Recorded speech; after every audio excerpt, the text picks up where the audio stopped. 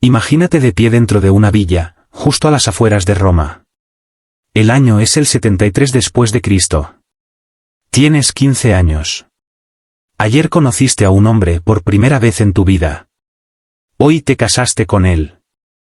Es un centurión, un soldado de carrera, un hombre el doble de tu edad, endurecido por la disciplina y la violencia. Tu padre arregló el matrimonio. Hubo negociaciones, acuerdos, ventajas que se sopesaron con cuidado. Lo que no hubo fue tu consentimiento. Nadie te preguntó si querías esto. A nadie le importó. La ceremonia siguió la tradición a la perfección, el sacrificio, los votos, el desfile formal por las calles. Los vecinos y parientes sonreían. Los invitados felicitaban a tu padre por haber conseguido una alianza tan fuerte. Los hombres daban palmadas en la espalda a tu nuevo marido, reían y lo felicitaban por su buena suerte. Bromeaban abiertamente sobre la noche que se avecinaba. Nadie te preguntó cómo te sentías. Ahora el banquete ha terminado. Las copas de vino están vacías. Las voces son altas, torpes, sin control. La habitación huele a sudor, humo y bebida derramada. Tu marido te toma de la mano. Su agarre es firme, posesivo. No hay ternura en él. Te aparta de la multitud. Caminas a su lado hacia sus habitaciones. Tu corazón late tan fuerte que duele. Tu estómago se siente vacío, tenso de miedo. Estás aterrorizada, pero repites lo que todas las niñas romanas han aprendido desde pequeñas: terminará rápido. Eso es lo que siempre dicen. Llegas a la puerta. Él la abre. Entras y los ves. 5 hombres están sentados en bancos junto a la pared. Beben vino, sonríen y te miran. No se levantan. No se van. No parecen avergonzados. Este es el momento que la mayoría de la gente nunca imagina cuando piensa en el matrimonio romano. La noche de bodas no era privada. No era suave y no se trataba de intimidad. Era un acto público, un ritual político, una demostración de poder destinada a establecer propiedad, dominio y control. Esto no era una perversión oculta ni una crueldad inusual. Era una práctica estándar, arraigada en la costumbre, defendida por la ley y descrita con naturalidad por poetas e historiadores romanos que no veían nada vergonzoso en ello. Para entender Roma, tienes que entender qué ocurría en esta habitación. Déjame mostrarte exactamente cómo funcionaba. Si crees que los sistemas de poder más oscuros de la historia merecen ser recordados, considera darle like a este vídeo y suscribirte. Tu apoyo ayuda a desenterrar historias enterradas bajo siglos de silencio. El ritual tenía un nombre. Los romanos lo llamaban deductio in domum mariti, la conducción de la novia a la casa del marido. Suena ceremonial, incluso inofensivo. No lo era en absoluto. Después de la boda formal, la novia era escoltada por las calles en un desfile ruidoso. Familiares, amigos, vecinos y testigos la rodeaban. Si el novio era soldado, especialmente centurión, el desfile se volvía deliberadamente grosero. Los hombres gritaban bromas sexuales. Se cantaban canciones obscenas. Lanzaban comentarios al novio, alabando su fuerza y burlándose de lo que estaba a punto de hacer. El miedo de la novia no se ignoraba. Se esperaba, incluso se exigía. Se suponía que debías llorar. Si no lo hacías, la gente lo notaba. Una novia que no lloraba despertaba sospechas. Ojos secos sugerían experiencia. La experiencia sugería impureza. Y la impureza dejaba mal a su familia. Así que llorabas no solo porque tenías miedo, sino porque el miedo mismo formaba parte del espectáculo. Tus lágrimas demostraban tu virtud. El desfile terminaba en la casa. Te llevaban dentro. En ese momento podías creer que la multitud se dispersaría, que los testigos habían cumplido su papel. No era así. En los matrimonios militares, especialmente entre centuriones y oficiales de menor rango, la costumbre era explícita. Los compañeros del novio lo seguían hasta la cámara nupcial. No fuera de la puerta, no esperando en el pasillo, dentro de la habitación. Se sentaban, bebían y se quedaban. Los escritores romanos lo describen abiertamente. Catulo, escribiendo en el siglo I a.C., se refiere a los testigos de la noche de bodas como si su público ya entendiera la práctica. La trata como algo normal y esperado. Marcial, en el siglo I después de Cristo, bromea sobre ello en sus epigramas. Asume que sus lectores se reirán porque saben exactamente de qué habla. Plutarco, al discutir las costumbres romanas, señala que los matrimonios militares a menudo incluían testigos fraternos para asegurar que la unión se consumara correctamente. Consumada correctamente. Esas palabras importan. Estos hombres no eran observadores pasivos. Estaban allí para verificar, juzgar y confirmar que la novia cumplía como se esperaba. Ahora imagínalo desde su perspectiva. Tienes 15 años. Nunca has vivido nada parecido. No entiendes lo que está a punto de ocurrir. Y 5 hombres adultos te están mirando. Hombres que sirven junto a tu marido. Hombres unidos a él por lealtad, rango y violencia compartida. Hombres que te ven como una propiedad transferida de un hogar a otro. No puedes negarte. No puedes pedirles que se vayan. Tu marido los invitó. La tradición lo exige. Objetar sería insultar su honor, y su honor importa más que tu cuerpo. Así que ocurre delante de ellos. Miran. Comentan. Ríen. La poesía nupcial romana incluye versos donde los testigos bromean durante la consumación. Se burlan de las reacciones de la novia. Alientan al novio. Convierten su terror en entretenimiento. Tu trauma se convierte en su ritual de unión. Entonces, ¿por qué una sociedad normalizaría esto? Aquí está la parte que realmente debería inquietarte sobre la cultura romana. Todo existía para servir al Estado. Cada ritual, cada ley, cada costumbre. El matrimonio no se trataba de amor. Se trataba de producir hijos legítimos. Hijos que se convertirían en ciudadanos. Ciudadanos que servirían al imperio. El ritual de la noche de bodas cumplía varios propósitos a la vez. Primero, verificaba la virginidad. Llorar, resistirse, sangrar, todo se tomaba como evidencia. Si faltaban esas señales, seguían las sospechas. Segundo, establecía dominio. El primer acto del marido como hombre casado era afirmar el control físico delante de sus pares. Ese momento definía el matrimonio. Tercero, unía a los hombres. Ser testigos compartidos creaba complicidad. Habían visto su sumisión. Habían participado en su ruptura. Ahora estaban invertidos en el sistema. Esto no era intimidad. Era control sistemático. Y la evidencia es inconfundible. El Digesto de Justiniano, una compilación de textos legales romanos, incluye referencias a la verificación de la consumación. En casos de anulación, los testigos tenían permiso legal para declarar si la consumación había ocurrido. Hazte una pregunta sencilla, ¿cómo lo sabrían? Porque estaban allí. Los contratos matrimoniales del siglo I y II, preservados en papiros del Egipto romano, a veces incluían cláusulas que especificaban quién verificaría la consumación. Se escribían nombres, se asignaban roles, se detallaban consecuencias. Un contrato fechado en el 142 después de Cristo, encontrado en Oxirrinco, exigía 2 testigos para confirmar la consumación en la noche de bodas. Esos testigos tenían que firmar una declaración. Esa declaración pasaba a formar parte del registro legal del matrimonio. Tu momento más íntimo y aterrador reducido a tinta sobre papiro, firmado por los hombres que miraban. Y este sistema destruía vidas.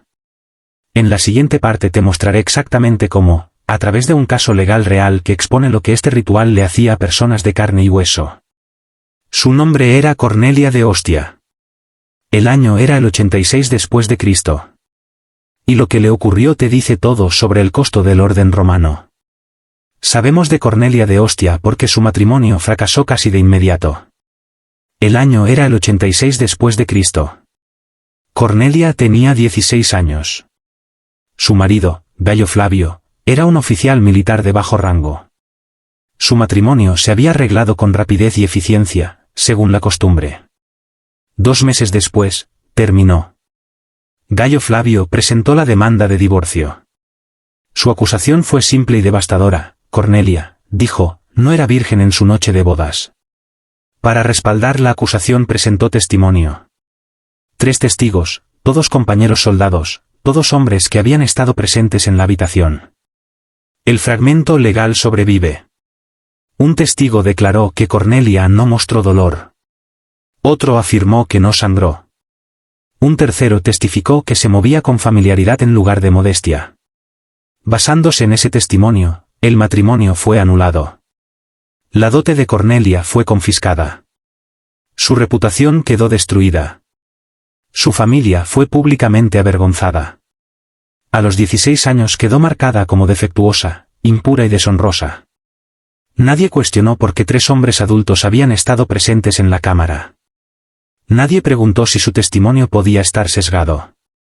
Nadie consideró que Cornelia podía estar demasiado aterrorizada para reaccionar con normalidad, demasiado conmocionada para llorar, demasiado tensa para sangrar.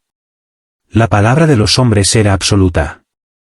La experiencia de Cornelia no importaba. El fragmento se conserva hoy en la Biblioteca Bodleiana de Oxford. La caligrafía es cuidadosa. El juicio es clínico. No hay ni rastro de duda o incomodidad. Después de la anulación, Cornelia desaparece de los registros históricos. No sabemos qué fue de ella. Si sabemos que le ocurrió a Gayo Flavio, se volvió a casar en menos de un año. Su segunda esposa tenía 14 años. Roma celebró cientos de miles de matrimonios durante la República y el Imperio. No todas las ceremonias seguían exactamente el mismo patrón. Existían variaciones regionales. La clase social importaba. La riqueza podía suavizar ciertos rituales. Pero la estructura central aparece una y otra vez: consumación presenciada, consumación verificada, consumación registrada. Los matrimonios militares eran la expresión más extrema de este sistema. Los soldados vivían en comunidad. La privacidad apenas existía. Los barracones eran espacios compartidos llenos de cuerpos, ruido y vigilancia. Las habitaciones de un centurión podían ofrecer un poco más de espacio, pero el aislamiento real era raro. La expectativa de experiencia compartida seguía al soldado hasta su casa. Cuando un hombre se casaba, su unidad asistía. Escoltaban a la novia. Entraban en las habitaciones. Se quedaban. Los registros militares oficiales guardan silencio sobre los detalles, pero las cartas personales no. Tenemos correspondencia de soldados estacionados en Britania, Germania y Siria. Hombres escribiendo con naturalidad a hermanos, amigos y compañeros veteranos. Mencionan las bodas como quien menciona un banquete o una fiesta. Una carta fechada alrededor del año 110 después de Cristo, escrita por un soldado llamado Marco, describe que asistió a la noche de bodas de un compañero. Bromea sobre quedarse en la habitación como exige la costumbre. Bromea sobre las lágrimas de la novia. Lo presenta como humor, como camaradería. No se da cuenta de que está describiendo un trauma. Así de normalizado estaba. Los hombres participaban en violar a mujeres y creían que estaban honrando la tradición. Finalmente los testigos se marchaban. La puerta se cerraba. La habitación quedaba en silencio. Por primera vez estabas a solas con tu marido. Sangrabas. Sentías dolor. Estabas desorientada y traumatizada. No había consuelo, ni pausa, ni espacio para recuperarte, porque el ritual no había terminado. A la mañana siguiente continuaba. En muchos matrimonios romanos, el día después de la noche de bodas incluía una ceremonia conocida como el sacrificio de la prónuba. La pareja hacía una ofrenda en el altar doméstico. Los familiares estaban presentes. Los parientes mayores se acercaban. Hacían preguntas. El propósito era simple: confirmar que el matrimonio se había consumado con éxito. Observaban cuidadosamente tu comportamiento. Demasiada calma resultaba sospechosa. Demasiada angustia también. Se esperaba que mostraras exactamente la cantidad correcta de sufrimiento. Mujeres casadas mayores, matronas, a veces te examinaban. No era una inspección médica formal como las prácticas medievales posteriores, pero era invasiva de todos modos. Miraban. Hacían preguntas directas. Revisaban la ropa en busca de sangre si podían. Tu cuerpo era evidencia. Tu dolor era prueba. Si las matronas informaban algo inusual, tu marido podía pedir la anulación. Los testigos de la noche anterior eran convocados de nuevo. Su testimonio decidía tu futuro. No tenías voz, ni defensa, ni autoridad. La ley romana dejaba explícito este desequilibrio. En el Digesto de Justiniano, libro 23, título 2, se aborda la disolución del matrimonio. Una sección discute la anulación por falta de consumación. Si el matrimonio no se consumaba por falta de voluntad o incapacidad física de la esposa, el marido podía disolverlo. ¿Cómo se determinaba la falta de voluntad? Por testimonio de testigos. ¿Cómo se probaba la incapacidad física? Por examen médico ordenado por el marido. La ley entregaba a los hombres todas las herramientas posibles. A las mujeres no les daba ninguna. Las mujeres romanas no tenían personalidad jurídica. Vivían bajo la manus de su padre y luego de su marido. Sus cuerpos pertenecían a la familia. Su sufrimiento era irrelevante. Esto no era un fallo del sistema. Era su fundamento. Piensa en lo que esto le hace a una sociedad cuando la mitad de la población es sistemáticamente traumatizada. Cuando la violencia íntima se legaliza. Cuando los testigos de la violación son validados y recompensados. Creas una cultura donde la dominación parece normal, donde el sufrimiento se espera, donde el poder no se cuestiona. Roma no solo permitía esto. Roma lo exigía. La ley lo imponía. La costumbre lo reforzaba. La literatura lo celebraba. El arte de amar de Ovidio, escrito alrededor del cambio del siglo I a.C., ofrece consejos a los novios. Les instruye a tomar lo que es suyo en la noche de bodas. Les dice que ignoren las lágrimas de la novia. Afirma que ella lo desea, pero finge que no. Eso es una disculpa a la violación escrita por uno de los poetas más celebrados de Roma, y se consideraba romántico, educativo y normal. La violencia no estaba oculta en la cultura romana. Estaba tejida en sus ideales. Hay un caso que revela la versión más extrema de este sistema. El año era el 121 después de Cristo. Un tribuno llamado Quinto se casó con la hija de un senador. Su nombre era Julia Secunda. Tenía 14 años. Él tenía 35. La boda fue enorme. Cientos de invitados, políticos, oficiales militares, miembros de la élite romana. La noche de bodas incluyó no solo testigos militares, sino también políticos. Una docena de hombres, 2 tribunos compañeros, varios senadores. No se quedaron durante todo el acto. Se quedaron el tiempo suficiente para verificar que comenzaba, el tiempo suficiente para humillarla, el tiempo suficiente para establecer control. Lo sabemos porque uno de los testigos lo mencionó años después en correspondencia privada. Su nombre era Cornelio Tácito, posiblemente el mismo Tácito que se convertiría en el historiador más famoso de Roma. Expresó incomodidad con la práctica. Cuestionó si era necesaria, pero se quedó. Miró. Su incomodidad no lo detuvo. Nunca detuvo a ninguno de ellos. Julia Secunda permaneció en ese matrimonio durante 12 años.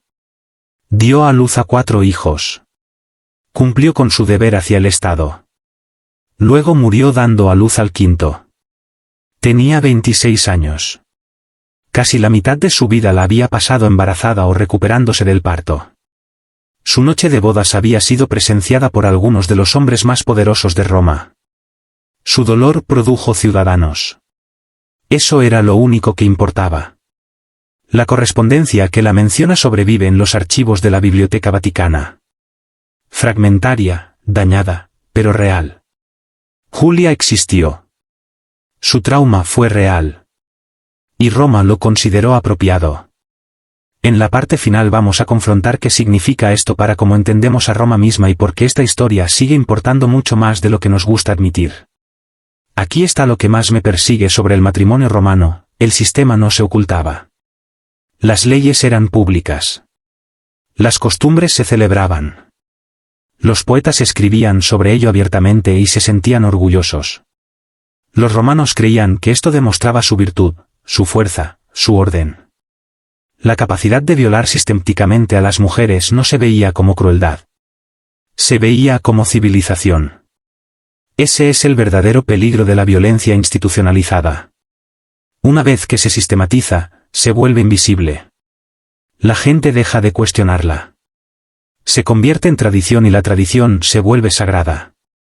Roma hizo funcionar esta máquina durante siglos, más de 1000 años si incluimos la continuación bizantina. Millones de mujeres pasaron por ella. Millones de noches de bodas. Millones de testigos. ¿Cuántas Cornelias? ¿Cuántas Julies? Los registros rara vez las nombran. Registran a los hombres, los contratos, las disputas legales. Las mujeres aparecen solo como notas al pie. Su sufrimiento se convierte en contexto de fondo. Su trauma solo importa cuando crea un inconveniente legal. No tenemos sus voces. Lo que tenemos son descripciones de su dolor escritas por los hombres que lo causaron. Eso es lo que sobrevivió. Pero a veces, muy raramente, la voz de una mujer rompe el silencio. Cerca del muro de Adriano, en las tablillas de Vindolanda, hay una carta del siglo II después de Cristo. Una mujer llamada Claudia Severa escribe a su amiga Sulpicia Lepidina. Menciona su día de boda. No describe lo que ocurrió. No necesita hacerlo. Escribe, ni siquiera ahora puedo hablar de ello. Lo entenderás cuando te llegue el momento. Prepara tu corazón. No te prepares a ti misma. Prepara tu corazón. Prepáralo para que se rompa. Eso es todo lo que pudo decir. Eso es todo lo que le permitieron decir. Y sin embargo te lo cuenta todo. Hay otro fragmento del Egipto romano, fechado en el siglo III después de Cristo. Un contrato matrimonial preservado por casualidad en la arena seca. En la sección de la novia hay una línea escrita con una letra diferente, posiblemente la suya: acepto todo lo que se requiere, aunque desearía que fuera de otra manera. 5 palabras enterradas dentro del lenguaje legal. Toda una vida de sufrimiento comprimida en una sola frase. Ella aceptó, pero deseaba que fuera de otra manera. Eso es lo más cerca que pudo llegar a la negativa. Estos fragmentos sobrevivieron por accidente, preservados en la arena, preservados en archivos militares en los confines del imperio. La mayoría de las palabras de las mujeres se han perdido, borradas, nunca registradas. Pero estos susurros permanecen, y nos dicen que las mujeres sabían. Entendían lo que les estaban haciendo. Simplemente no tenían poder para detenerlo.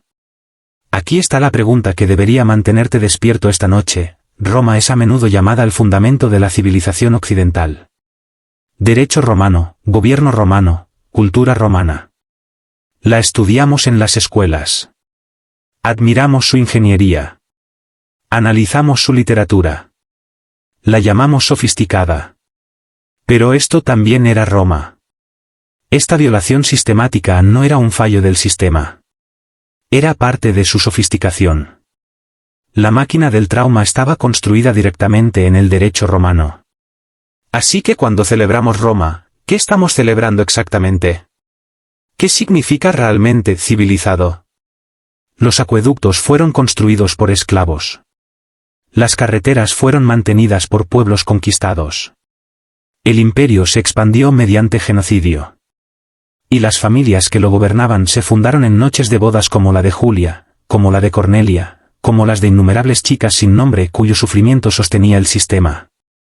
Esto no es historia antigua lejana. Es el fundamento sobre el que todavía estamos parados. El derecho romano moldeó el derecho medieval. El derecho medieval moldeó el derecho moderno. Las costumbres matrimoniales cambiaron. Los rituales se suavizaron. Pero la estructura subyacente permaneció, las mujeres como propiedad, los hombres como dueños. En algunos lugares todavía permanece. Los testigos dejaron de estar de pie en la habitación. La verificación explícita se desvaneció, pero la suposición nunca desapareció del todo. La idea de que los cuerpos de las mujeres pertenecen a sistemas de poder no se desvaneció. Solo se volvió más silenciosa, más sutil, más negable. El plano sobrevivió y el patrón permanece. Hasta que confrontemos donde comenzó, no podremos desmantelar hacia donde conduce. Por eso esta historia importa. No porque Roma sea impactante, sino porque Roma es fundacional. La violencia no era una aberración. Era la estructura. Y la estructura todavía está con nosotros. Si esto te mostró algo que nunca habías oído antes, suscríbete y activa las notificaciones. Vamos a seguir desenterrando la historia que intentaron enterrar. Deja tus pensamientos en los comentarios y te veo en la próxima investigación.